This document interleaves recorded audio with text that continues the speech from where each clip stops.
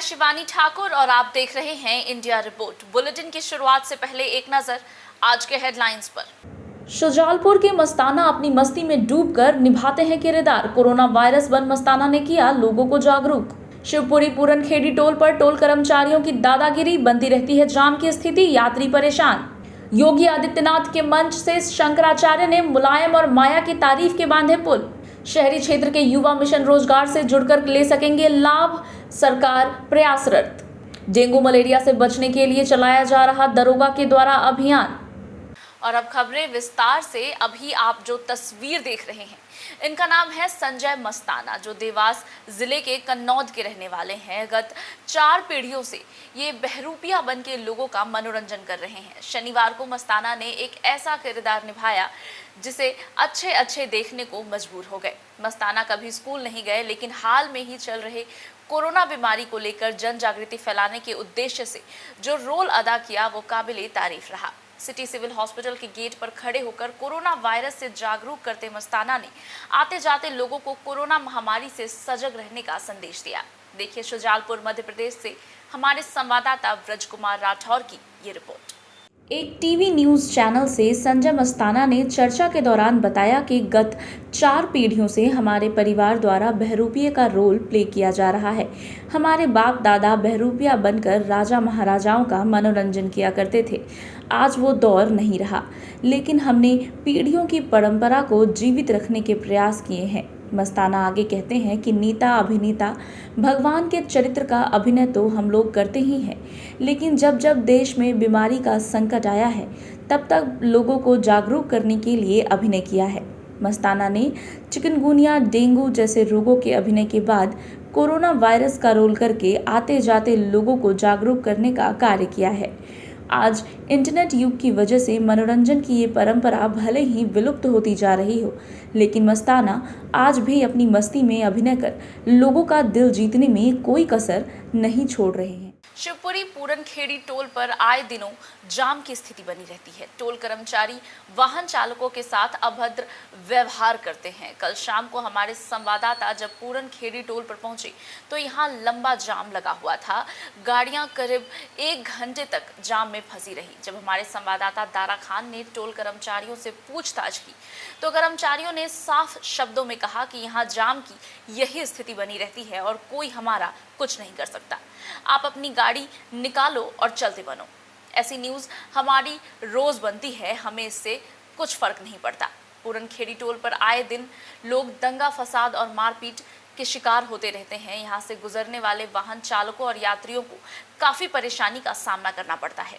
Toll plaza के कर्मचारियों की दादागिरी के चलते यहाँ पर अक्सर गाड़ियों को रोक दिया जाता है और उनसे जबरन वसूली की जाती है। हमारे संवाददाता दारा खान ने वाहन चालक शादाब खान से बात की तो उन्होंने बताया कि यहाँ टोल कर्मचारी वाहन चालकों के साथ हमेशा इसी तरह से बदतमीजी और दादागिरी करते हैं और जाम लगवा देते हैं।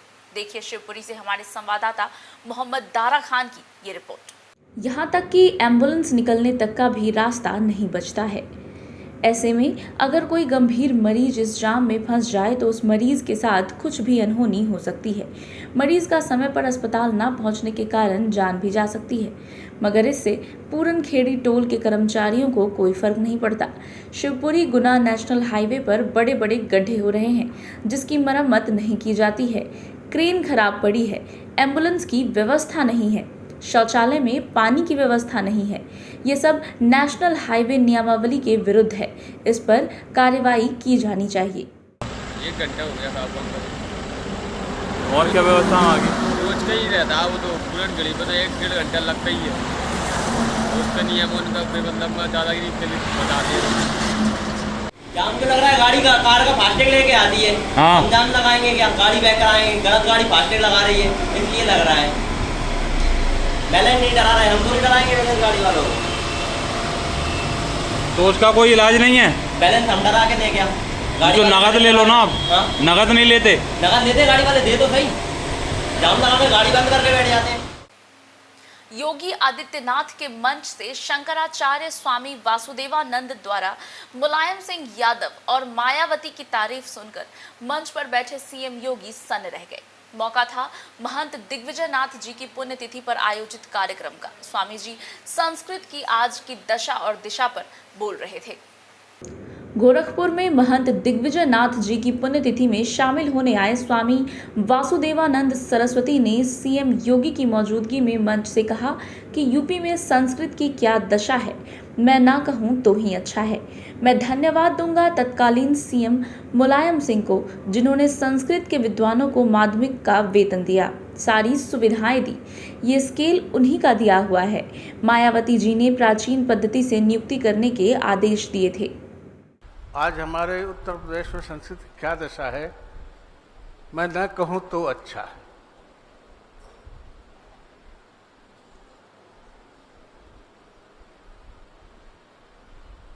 हमारे यहाँ कोई अध्यापक नहीं, हमारे यहाँ मतलब संस्कृत पाठशालाओं में,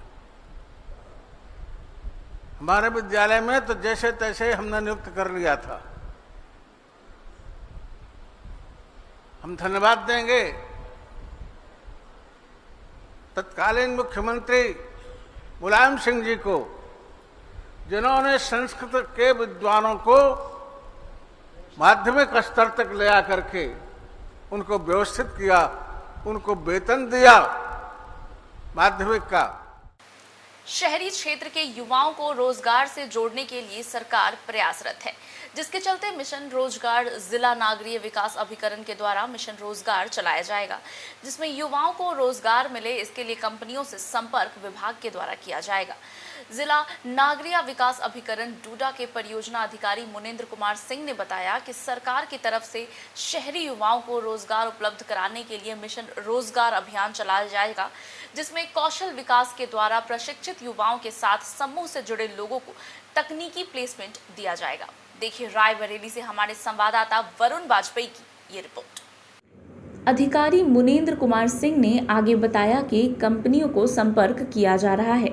साथ ही उन्होंने जानकारी दी कि शहर क्षेत्र के युवा उद्यमियों को 2 लाख तक की आर्थिक मदद भी दी जाएगी, जिसकी सहायता से वो अपने रोजगार को आगे बढ़ा सकते हैं। इसके लिए अक्टूबर में एक रोजगार मेला आयोजित किया जाएगा, जिसका संचालन डूडा के द्वारा होगा।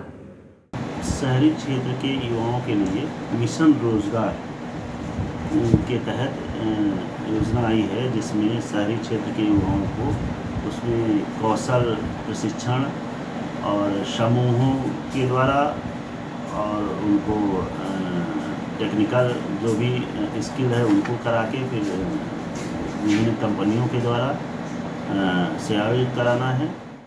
नगर में डेंगू मलेरिया से बचाव के लिए नगर परिषद सोयत कला के आदेशानुसार नगर परिषद दरोगा द्वारा नगर में प्रतिदिन साफ सफाई करवाकर दवाई का स्प्रे और कीटनाशक पाउडर का छिड़काव निरंतर नगर के गली मोहल्लों में किया जा रहा है। विनोद मेंट बालू मेंट के साथ नगर परिषद के कर्मचारी के द्वारा करवाया जा रहा है। वहीं दरोगा को नगर पालिका अधिकारी के द्वारा निशानिया सामुदायिक स्वास्थ्य केंद्र पर गंदगी को लेकर सूचना दी गई थी। इसी को लेकर दरोगा द्वारा नगर परिषद की जेसीबी के साथ साफ सफाई कर्मचारियों को ले जाकर सामुदायिक केंद्र पर पड़ी गोबर की रोडी को तुरंत हटाया गया। देखिए सोयत कला से हमारे संवाददाता ML राठौर की ये पूरी रिपोर्ट। दरोगा ने बताया कि नगर के किसी भी वार्ड में गंदगी की जानकारी मिलते ही मैं खुद मौके पर पहुंचकर कर्मचारियों के द्वारा मेरी देखरेख में सफाई अभियान शुरू करवाता हूं। 3-4 रोज से मध्य रात्रि में भी सफाई कार्य दरोगा द्वारा शुरू कराया गया है, जो रात्रि के समय भी जारी रहता है। हम आपको बता दें कि नगर परिषद दरोगा द्वारा 6 माह से स्वच्छता को लेकर सोयत नगर में चर्चा का विषय बना हुआ है। डेंगू और मलेरिया बीमारी से बचने के लिए हमने एक टीम गठित करी है और हमने 2 प्रभारी मेट बनाए हैं, जिससे कि वार्ड 1 से 7 तक ले गए बालू पिता मदन लाल को मेट बनाया गया और 8 से 15 तक विनोद पिता डालचंद को बनाया गया, ताकि वो नगर में भ्रमण करे, आम जनता से उनकी समस्या सुने, उनकी कोई नाली वाली जो भी जाम हो, कोई गंदगी है तो वो तुरंत हमारी व्यवस्था जमे। ऐसे हमने टीम गठित करी है। इंडिया रिपोर्ट के इस बुलेटिन में मेरे साथ फिलहाल इतना ही। आगे के अपडेट्स के लिए देखते रहिए इंडिया रिपोर्ट।